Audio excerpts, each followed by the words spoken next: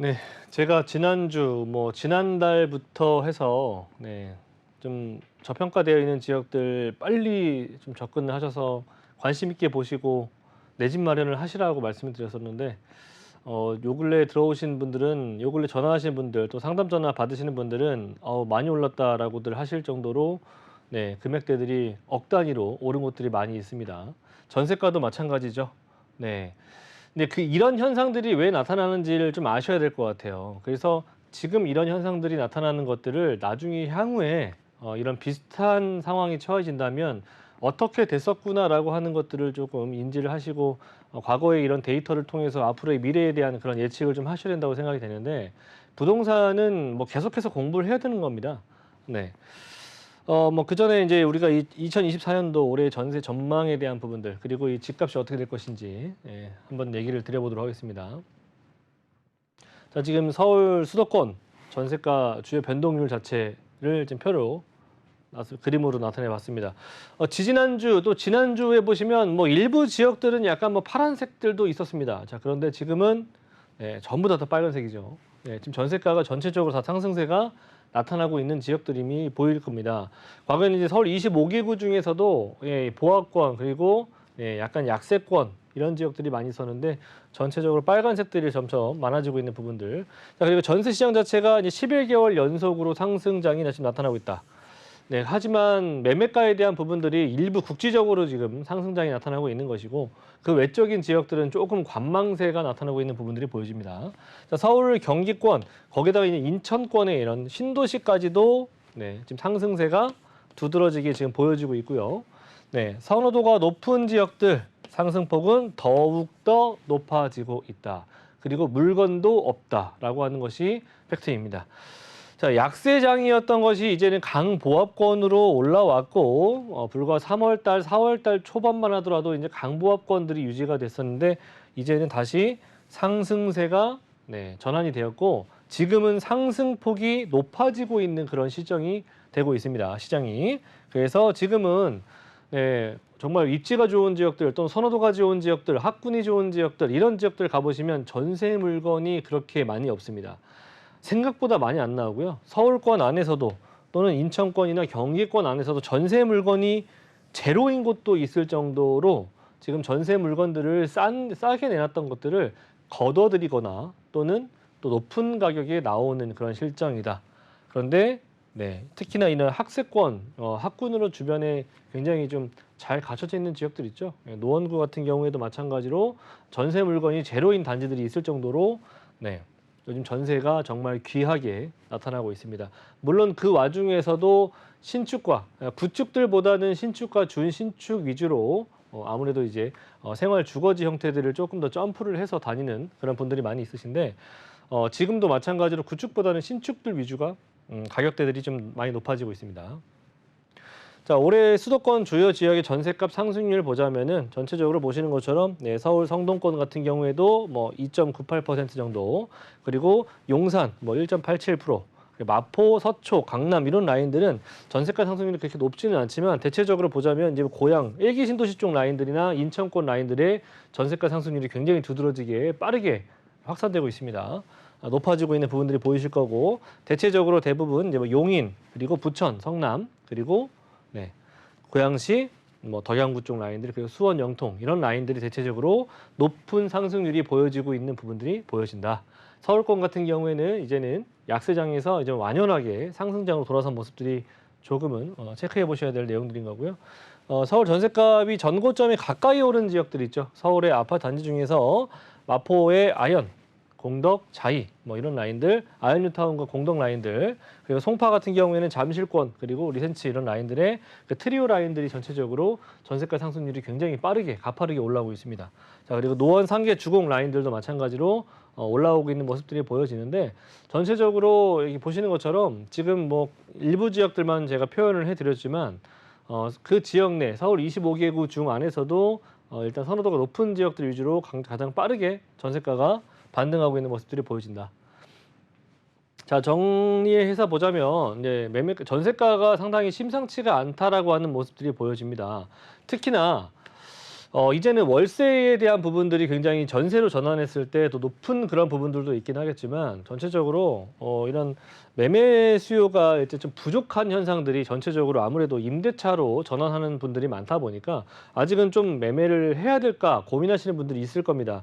그런 부분들도 상당히 많이 있으시긴 한데 그런 매매 수요가 일단은 다 전세로 전환하고 있다는 얘기들이죠. 그럼 결과적으로 우리가 어쨌든 매매를 안 하면 전세든 월세든 가야 되는 거 아니겠습니까? 그렇죠? 그렇기 때문에 매매 수요가 조금은 관망세로 돌아가는 모습들이 보여지고 그 매매 수요가 전세로 전환되는 수요가 굉장히 빠르게 나타나고 있다. 그래서 네, 수요가 전세 수요가 더욱더 많은 부분이고 높은 월세가에서 전세로 회귀하는 현상들이 나타났습니다. 그래서 이런 것 또한 마찬가지로 전세 수요로 증가하고 있는 부분들을 조금 더 더해주고 가중시켜주고 있다라고 하는 부분들입니다. 그래서 과거에는 우리가 뭐 전세 보증보험이다 뭐다 해서 네, 보증보험이 안 되는 지역들 같은 경우 월세 전환하시거나 그렇게 했었는데 뭐 금리가 높아지니까 그랬었는데 지금은 이제 금리가 다들 적응하셨나 봐요. 그죠?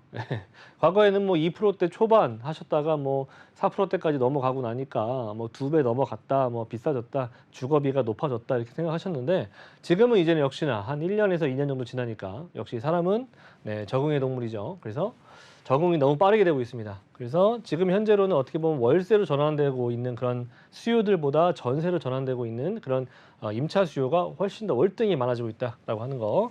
그래서 전세 수요를 더욱더 가중시키고 있다. 자, 선호도 높은 지역 그리고 전세 물건들이 점점 제로인 곳들도 발생할 정도로 선호도가 높은 지역들이 전세가가 올라가다 보니까 그것이 바로 풍선 효과가 나타날 수가 있겠죠. 매물이 없고 그러면은 바로 그 인근 단지들로 몰려드는 그런 현상들이 나타나는데 그런 지역들로 전세가가 번질 수 있는 가능성이 지금 나타나고 있는 모습들입니다.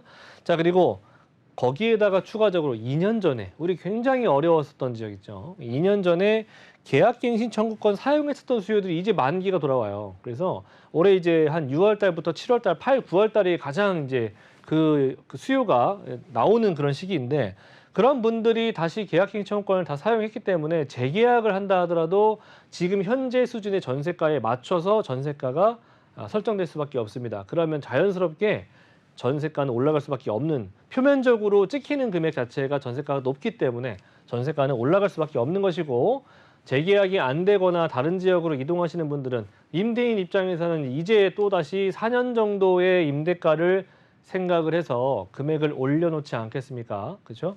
그래서 전세가가 앞으로는 더욱더 올해 하반기까지는 높아질 수밖에 없는 실정이다. 그래서 이런 시장 물건들 자체가 폭증할 수밖에 없는 그런 내용들이 있다, 녹아져 있으니까 그런 것들 좀 생각해 보시고 지금 전세 구하시는 분들은 빠르빨리 또는 매매를 구하시는 분들도 마찬가지입니다. 네. 지금 현재 제가 볼 때는 올해 연말부터는 그렇게 걱정하실 만한 일들이 벌어지지 않을 거라 보기 때문에 서울 아파트 전세 매물은 절반 수준으로 뚝 떨어졌습니다. 수요는 많아지고 있는데 아파트 전세 매물이 점점 없어지고 있어요. 왜 그러냐? 뭐 올해도 입주 물량 많다 뭐다 하지만 전체적으로 보자면 입주 물량 자체가 줄어들었기 때문에 네, 전세가의 상승, 수요와 공급이 맞지가 않는다는 얘기죠. 왜 줄어들었느냐? 뭐 당연하지 않겠습니까? 과거에서부터 아파트가 뭐 하루 만에 뚝딱 만들어지는 거 아니니까 과거 10년 전부터 새 아파트라고 하는 것들은 뭐 재개발이든 재건축이든 진행이 되어야 되는 거 아니겠습니까? 자, 그러면 10년 전에서부터 차곡차곡 계획적으로 공급 물량을 생각을 해서 네, 이렇게 계획을 세워야 되는데 과거에는 아시다시피 항상 규제를 해왔기 때문에 네, 물건들이 잠기고 물건들이 없는 실정이 나타나고 있는 겁니다. 그런 현상이 동시다발적으로 묶여진다면 굉장히 폭등하는 그런 시장이 오죠. 자, 일단은 투자자 감소가 나타났어요. 아시겠지만 우리가 지난 2년이라는 시간 동안 일단은 미분양도 났었고 시행주 또는 건설사 입장에서 네, 건축을 할 이유가 없는 겁니다. 네, 애써 빚내서 집을 지어놨는데 안 팔린다면 그럴 사업을 할 이유가 없지 않겠습니까? 네, 그러다 보니까 이제 물건도 당연히 없는 거고 물량도 없지만 일단 투자자도 마찬가지로 굉장히 어려워져 있는 그런 불안감, 그런 공포감들 때문에 투자 수요도 상당히 많이 감소를 했다. 네. 그리고 신규 물건 자체가 당연히 감소할 수밖에 없겠죠. 투자자도 없고 건설사들도 없으니까.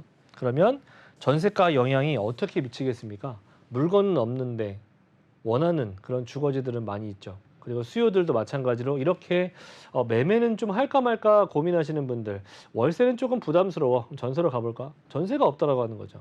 이런 수요들이 지금 많은데, 네, 거기다가 이런 영향들도 마찬가지로 크게 작용하고 있다는 겁니다. 이제 앞으로 이런 여러 가지의 멀티적인 부분들이 동시다발적으로 일어날 수가 있어요. 이런 부분들이 부동산 시장이 굉장히 불안한 정세를 나타낼 수가 있는 것이고, 그 불안한 감 자체가 과거에 우리가 3, 4년 전에 느꼈었던 그런 형태들로 다시금 나타날 수 있습니다. 자, 그래서 전세가 오르고 있는 부분들은 우리가 단순하게 집값이 전세값이 오르고 있구나, 내가 살 집이 조금 좀 비싸게 좀 주고 들어가야 되겠구나, 이런 생각하실 게 아니라 전체적인 시장을 보시고 앞으로 우리가 실거주 또는 투자 이런 부분에 있어서 어떤 식으로 포지션을 취해야 될지 고민을 해보시고 계획을 세워가 보시길 바라겠습니다.